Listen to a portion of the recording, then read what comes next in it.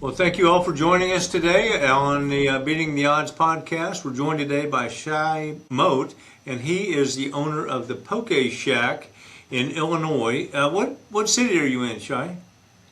I am in Champaign and Mohammed. So That's where the those are university is, right? The yes, that big is two University of Illinois? cities. The big University of Illinois, who made the Final Four this year for the first time, I think, in 15 years.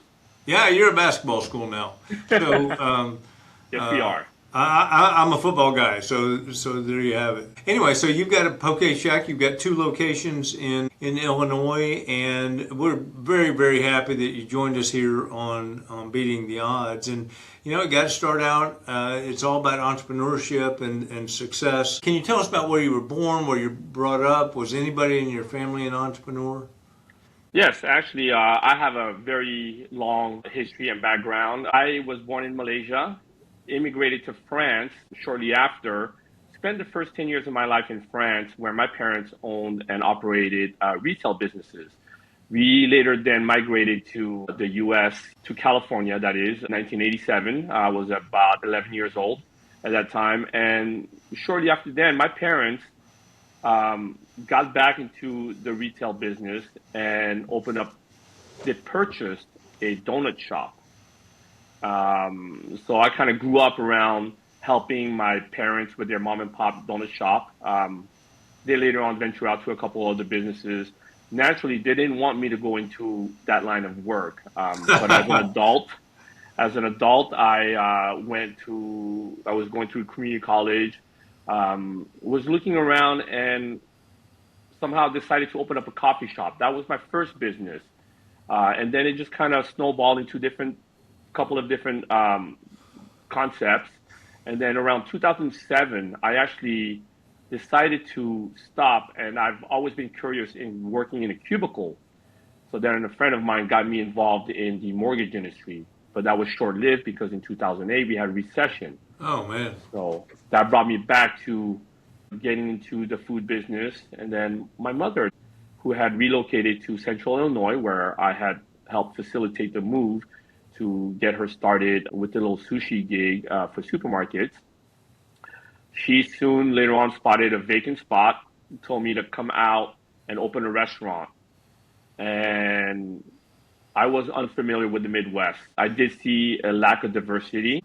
So I decided to maybe bring in an Asian fusion style restaurant. I ended up opening a Vietnamese Did you do any research on the potential demand for that, or what the fusion audience or the Asian audience was in the Champaign? You know, obviously with the big giant university, there's going to be some of that, right? Yeah, actually, no. I didn't do any kind of homework. I basically just looked left, looked right, looked at the location. I saw two major streets, an open shopping center, and I said I'd give it a try. That was just my attitude at that time. I actually wasn't really gung-ho about starting another business, especially after struggling for a year with the coffee shop that I had in Mesa, Arizona. Not knowing the landscape of Central Illinois, I just decided to take a chance. And the way I took a chance is really the landlords took a chance on me, because I decided to meet with this property management. A couple managers came out, told them what I had envisioned, and they decided to just take a chance on me. So that was kind of a blessing in disguise. Now, take a chance. Did they give you a break on your rent? Did they give you some free months up front? Or they just accepted you into their center? So the reason I say they took a chance is because on paper, financially, I was going through a bankruptcy. Right. I did not have any assets, but had a great idea and a history of experience. Right. And that's the chance that they took on me. Well, failure is a common companion in the restaurant and food service industry. You know. That is correct, Mike. I believe that in order to truly appreciate success, learning from failing is very important. I've had what I view as mild success, others may view as good success. I've had some failures where I've had people tell me, well, that's just the norm. I am very resilient. I work very hard to get to where I am, and every journey was a learning situation for me. So you grew up with parents that were entrepreneurs. I mean, you grew up, and that is contagious. you know, It is. And so, is there anybody else that was in your kind of orbit? You're growing up that was entrepreneurs. It was not just your parents, but it was your parents. Was there anybody else that were providing you with guidance or counseling or mentoring or any of that early on before you started your first restaurant? Not really. I would say I owe it a lot to my father, who just kind of would always give me, I call it lecturing at that time, but looking back as an adult now, it's advice. He always told me to work for yourself. And I took a lot of pride in the work that I did and realized that as a business owner, you don't have anyone telling you what to do. You don't have anyone telling you what not to do or how to do things. You just have to kind of learn on your own. So taking responsibility and accountability was something that was instilled in me by my father. So I hold myself to a higher standard and really Yeah. learn along the way. Well, not having anybody telling you what to do is both a blessing and a curse. And, we talk about it all the time here. There's two kinds of people in the world. One is you give them a list of stuff to do, and they're pretty good at doing it. Very few people can write their own list. That's correct. Yeah, and so you're one of those. So you opened. So the real estate folks took a flyer on you, and so talk us through. So you rent the space. So you got to go buy stuff, and you got to get licenses and permits. Can you just kind of walk us through what that felt like? It seems intimidating, Yeah. and a lot of folks that I come across always ask me how I learn. Honestly, Mike, I don't know. People always ask me, where do you find the funds? I just say you have to save your own money. I never sought out capital. I never used any bank loans or any loans. I typically would just have a little bit of my own savings, Right. and just whatever I earn from day one goes back into the business. And so that was kind of like the Vietnamese restaurant that I first opened here in Urbana, Champaign, Urbana, near the University of Illinois, was in 2009. And from then, I've had a couple other journeys because I did relocate to Minnesota, did start from that one restaurant where the landlords and property managers took a chance on me. I've opened up. The Poké Shack is number 5 or 6 after. There were maybe half a dozen businesses in between. No kidding. Yes. All in the food service business? Yes. And it's all basically I either open a business, sell it, or I hand it over, or I turn it into something else, or I just shut it down. So I've done that several times in the past. Until 2018, I partnered up with someone who I became friends with, and thought we had, same like ideas. So that was my first partnership in 2018, which then led to me having the Poké Shack, because in 2020, during the pandemic, we had to dissolve the partnership. And so what was left over, I turned into the Poké Shack, which is what is now. Did that partnership die a natural death, or was there some conflict, or is just because partnerships? What I've learned in food services, there has to be one boss. Right? There has to be one That is person. correct. That is true. That is true. So I'll say this, Mike. It didn't really die on its own. I think the passion started to die because of the two heads thinking in different ways. Yeah, But the pandemic was also very rough. yeah. I heard a rumor. Yeah, no, it's shocking how many businesses died, and food service in particular got hit like a hammer. I mean, we've talked to people. We started Hidden Star in 2016. We've been helping people the whole time, and there was 2 or 3 years there where they're just brutal. I mean, bright, hardworking folks just failing left and right through largely through no fault of their own. And what does Warren Buffett say? Sometimes the current is more important than the swimmer. So how far is the Poké Shack away from the university, miles wise? One of my locations is about 5 miles. The other one is probably about 10 miles. I do have a small university clientele that orders through delivery. If they're students, it's a little bit harder, but the grad students who have car, staff and faculty can make it out to me. Campus Town itself has competition, which is great Right. because for me, it means that you get to try them. And if you want something different, or I like to say better, come and try me. So you've got a Poké Shack. Like, how many people can you seat at your restaurant at any one time? Not many. I have two locations. So the first location is Mohammed. I opened that while I still had my partnership, and that one is the one that is the story because my grand opening date was postponed because the governor had shut down the economy the day before. And so I persevered through that time. My landlord was very nice. It is a landlord and property manager that I've dealt with in the past when I was on the university campus. Right. They were like, hey, you can take as long as you want to pay rent, but we are going to still collect it. And of course, even though I did not open March 16th, the idea of doing curbside pickup, phone orders, and not having to interact with patrons was something that was advised to me. And I was reluctant to that because my strength, Mike, is explaining to you what I am serving you.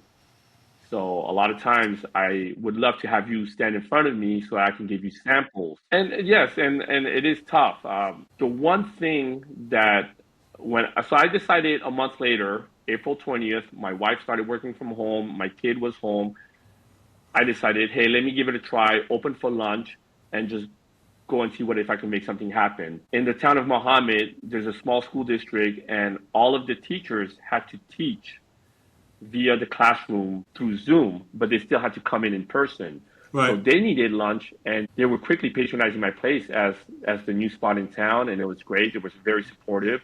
So I, in turn, always give discounts to teachers during lunch through that time. And a year later, when teachers had to go back and teach in class, I kind of already had a small clientele, so that was Yeah. great. Also, a lot of the folks and residents of Mohammed are employees of the university. So I kind of had a little reputation in Yeah. Champaign-Urbana as someone who served different ethnic foods. At the food hall, we had poke there. We also had burgers, breakfast. We had pastrami, salad, and a Korean-style Chipotle bar. And so people kind of knew who I was and was very excited that I was opening up a poke shop in Mohammed. Some thought it was a little odd to open something as exotic as poke sushi in a rural town. I looked at it as a challenge. So you just on the Poké thing. So you've got two locations now. You had three. You closed one. How many employees do you have now? Currently, as of today, I have 5 employees plus myself. I've been curious. A lot of the folks that we help, and a lot of members that come to the Galaxy, and a lot of the people that listen to these podcasts actually drive for DoorDash and actually drive for Uber and Lyft and those sort of things. Has DoorDash been a net positive for you guys, or they charge too much? They charge you? How that works? Help us understand how that works as a restaurant owner. Sure, Mike. So I'll go back to the beginning. I will say this, 2018, I was not a fan of third-party delivery businesses such as DoorDash, Grubhub, Uber Eats. Right. I have been lucky enough to be here in the state of Illinois when Grubhub first started. And when Grubhub first started, they weren't even a delivery system. They were just an online ordering discount, sort of a Groupon type company Right. for restaurants. Yeah. And so I had early experiences, and I saw some of the hiccups and adversity and hindrance that they can create a small business like myself. In 2021, I decided to go full on and utilize them because of the pandemic. Yeah. But this time I went in using DoorDash, not for delivery services, but I am using them as a marketing tool. So it's How me does that changing my work? perspective. It just made me feel better about what I am getting and not getting out of DoorDash because they do take a large percentage, which really cuts into the profit margin. There's a lack of building rapport with your customer because you never see your customers. Yeah. And at the same time, this is the big one that I had a hard time overcoming is the time that the food gets picked up and gets to the hands of the person who ordered the food. I cannot control that period, that short period of time. Right. And therefore it just made me feel uneasy about the whole process. The companies themselves in the last year and a half to 2 years have done a better job. But I got to say, yes, a lot of businesses like myself through the pandemic relied on DoorDash and Grubhub services. They also hired a lot of people without properly vetting them. So there was probably, I would say there were a lot more hungry, angry customers than satisfied customers. Right. Just as a general ballpark figure, how much do those third-party delivery services charge a restaurant owner to deliver that stuff? They say 30%. 30% is their premium package where you get the most visibility. They have a couple other tiers where you can lower it down to 25 or 20%. I always choose to go for the top tier one, again, because I'm using them as a marketing tool. Right. Um, Makes sense. and I want the most visibility. I do not want to sign up for DoorDash and have orders come sparingly.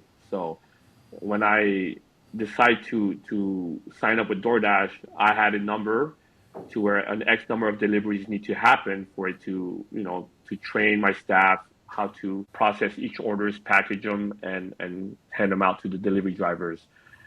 30% is a lot. And one of my issues is that even though they advertise as 30%, when you really balance out and calculate all the costs, you're probably paying more 33 to 34%.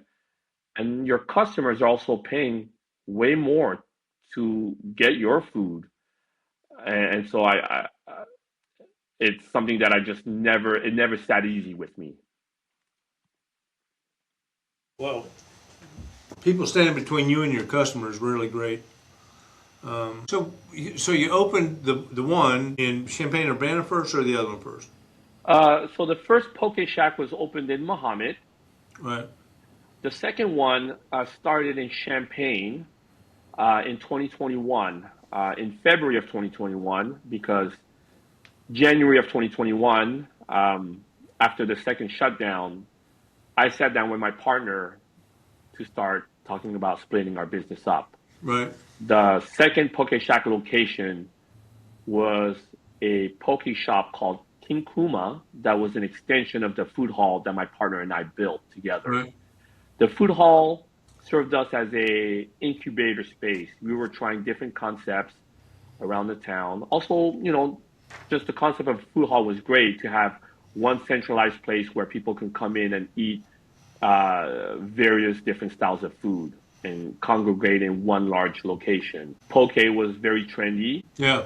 And so it was the easiest duplicatable business that I had created from the food hall, but also because it's a concept that I've ran prior to starting the food hall.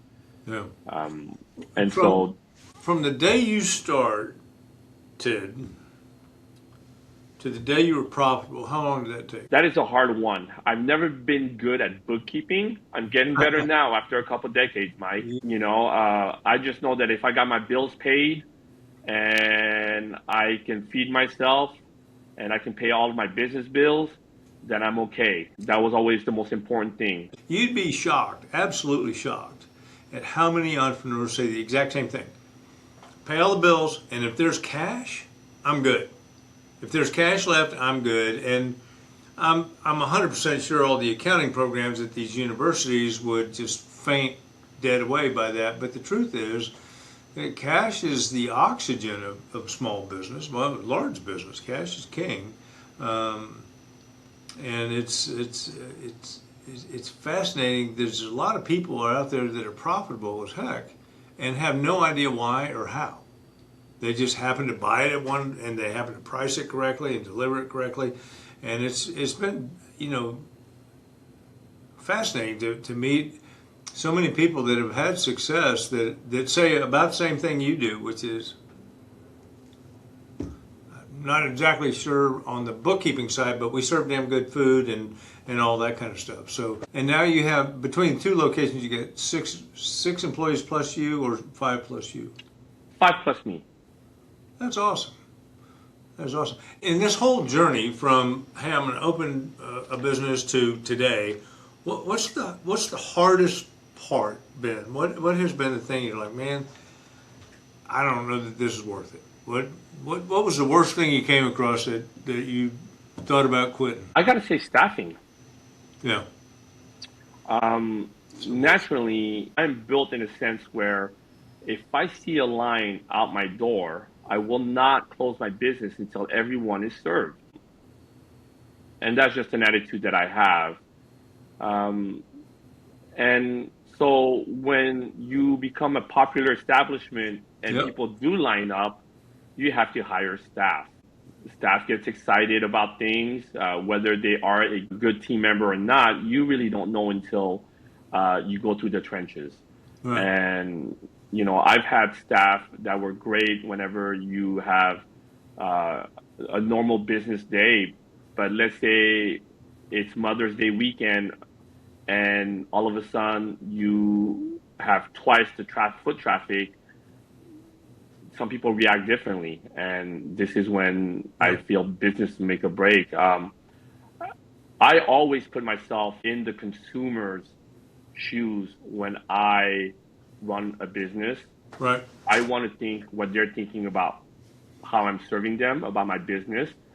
And so I understand, because I'm a consumer myself. I like to go out and eat. I like to go out and patronize businesses that I want to support. What has changed is that as a consumer, I am a little bit more patient. I understand that sometimes there are challenges and difficulties that an establishment has to endure. The only thing that I expect out of certain businesses is that it can't be an everyday thing. So for me, we may have crazy days, but they're not every day. And if they were every day, then you'd have to make a change. Sometimes searching for small business funding can make you feel like a lone wolf in a vast galaxy of stars. But there is help. Apply for a Galaxy grant, powered by Hidden Star. It's a 30-second application process, eligible for all women and minority business owners, and they are always 100% free to apply. So remember, you are not alone. We are here to help. Apply for a Galaxy grant today at galaxyofstars.org. Yeah, for sure. If there was one big thing that you could do differently, what would you do differently, if anything? I know the answer to that one, and it would have to do with capital. So if I had proper capital funding, the one thing that I would like to do is to do a dry run before opening my business. If I rewind back to the last 6 establishments starting here in Central Illinois, it almost feels as if I didn't really know what I was doing when I started, and things just kept on getting better. And it goes from operations, from recipe, from customer service. Things just always get better because, again, I've said it in the beginning that I like to learn from my mistakes and my failures. So in hindsight, I'm always looking at how I did things. Did I do it right? Could I have done it better? And so if you were to say, hey, Shai, let's go ahead and start a business wherever you're at in a different state, and I can start something from scratch, the one thing that I would do different is that I would train staff and do practice runs before serving a customer, before serving a paying customer. So, but in terms of capital, you funded this yourself. You rented space, you built out the kitchen, you bought ovens or whatever you got to do, and you outfitted the whole thing you didn't have to go. Did you get a loan or obviously not any equity capital, but earlier you said you funded all that yourself out of savings. That's amazing.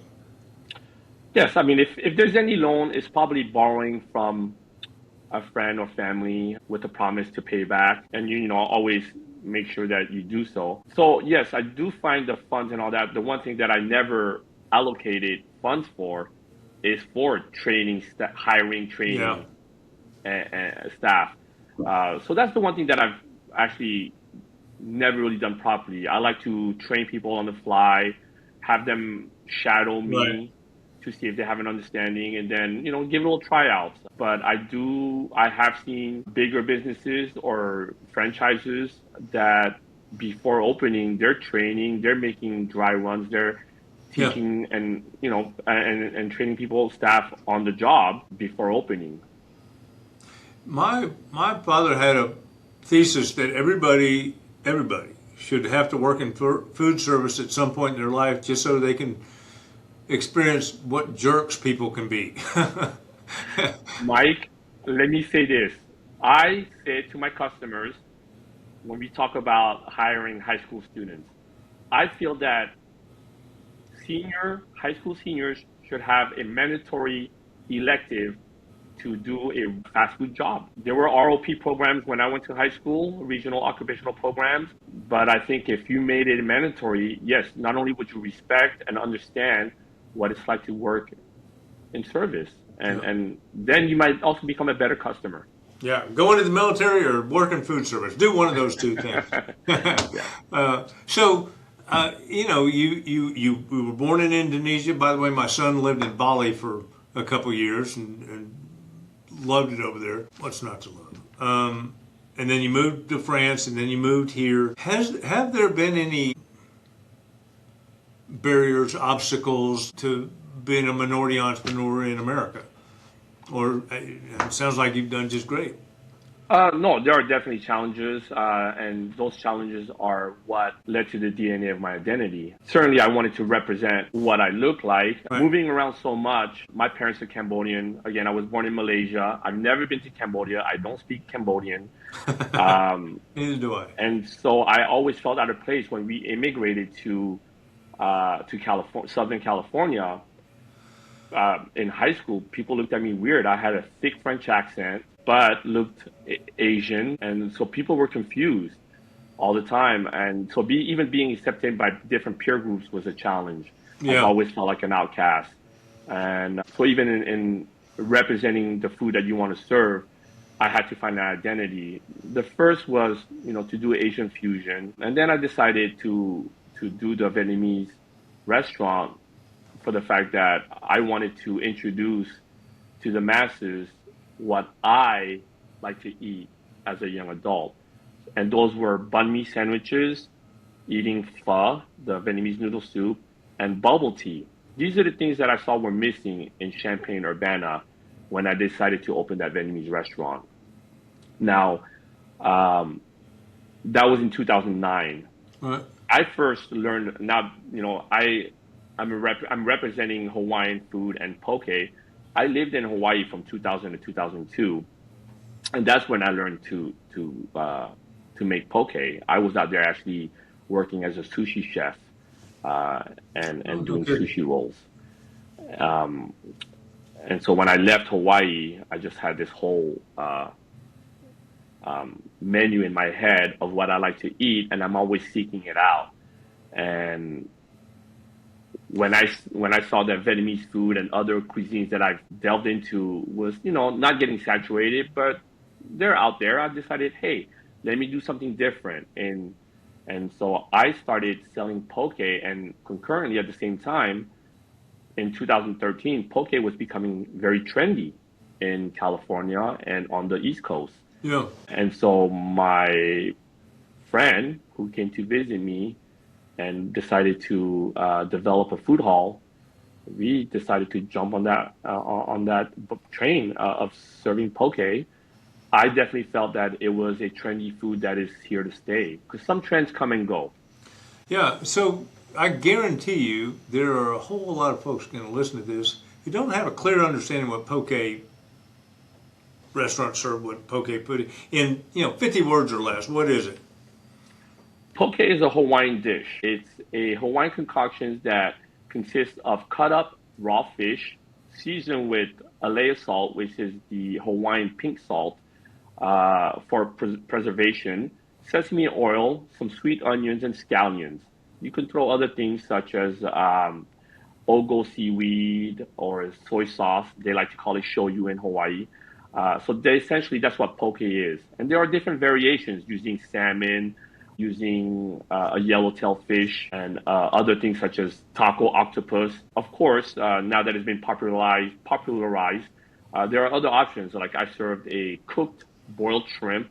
I also do tofu for vegetarians. But poke is Hawaiian, not to be confused with sushi, which is Japanese. Some folks like to think, well, if it's raw, it's sushi. I like to also point out, well, there's beef tartare, Yeah, sure.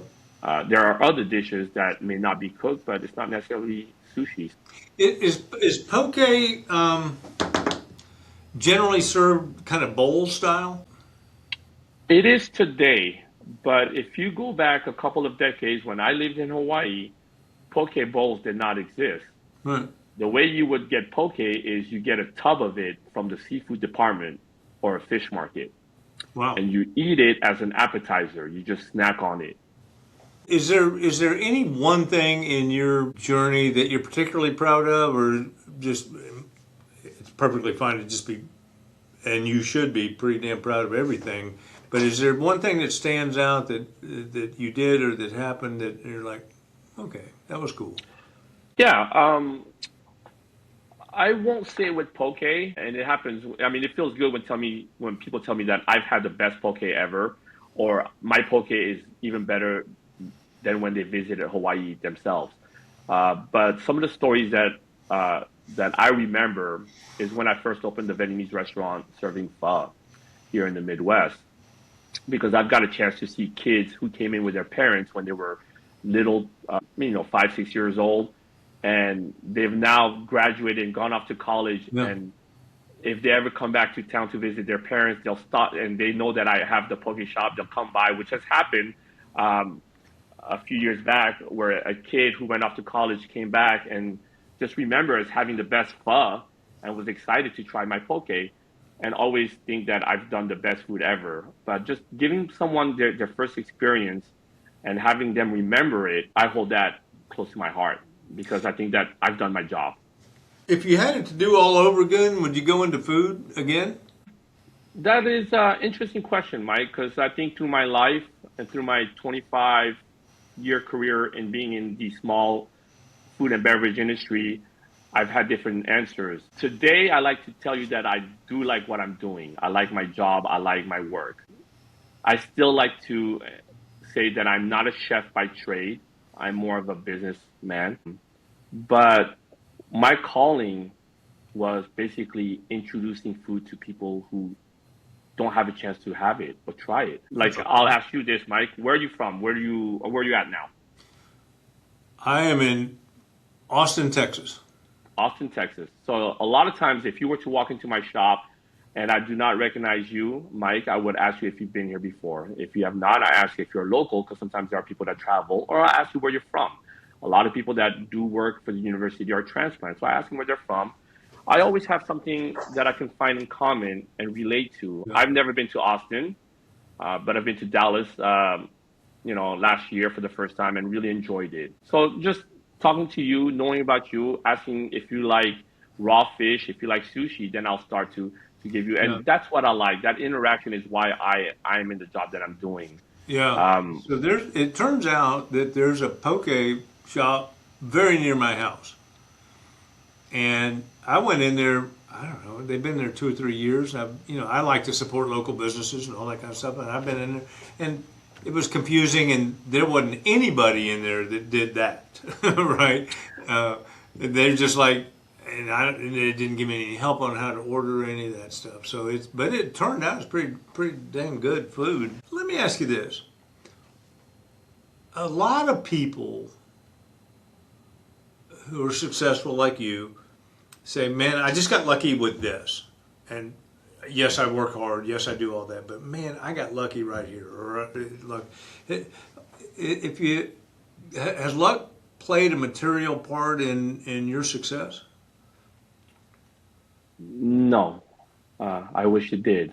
Um, I do believe, I'm a firm believer that in business, you need a little bit of luck, whether it be 1%, as Right. little as 1%, you need a little bit of luck to get over that hump. Um, I think I'm getting lucky maybe around now. There's a great old saying that the harder I work, the luckier I get, and that seems to be true for most people. Early in my journey, what brought me success was timing. When I came out to the Midwest and opened Sin Sin Cafe, which was the Vietnamese restaurant, it felt like as if I had hit some luck, but really it was timing. In 2009, customers introduced me to Anthony Bourdain and told me about his segment on CNN, how he went to Vietnam and did a whole food show. And I quickly became a fan of his. The way that he was teaching culture and news through food was something that I thought was very interesting.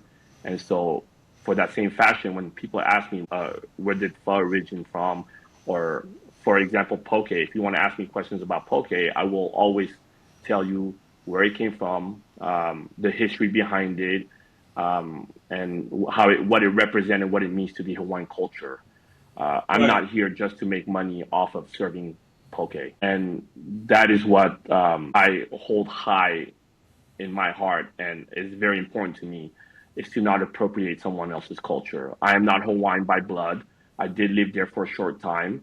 So now I feel that it is my responsibility, not only as a person, as a fan of Hawaii, but as an entrepreneur, is to represent the culture to its best capabilities. I also have to make sure that I am making it palatable for the Midwest. A lot of times, sometimes, often I get a patron that will come in and ask for a Hawaiian dish that is very exotic, that will not go over well in the Midwest, let alone the mainland. And I kind of smile and tell them, like, do you think it would really sell here? You know, and of course not. But I'm well aware of the dishes. I think people just like to test my knowledge of Hawaii, Right. because when people ask me if I'm from Hawaii, I always tell them no. I'm from California, but I did live in Hawaii. Well, I had no idea poke was a Hawaiian thing. So you're educating me. So if there's, as we wrap up, is there one piece of advice that you would give to a young entrepreneur that's thinking about starting any kind of business? What would that be? To really look yourself in the mirror and ask yourself if this is what you want, and if you're ready to take on the good and the bad. Everyone wants to be a boss. Everyone wants to be a business owner, an entrepreneur, until they have to do entrepreneurial things or boss things. Paying taxes as a business owner is not always pretty.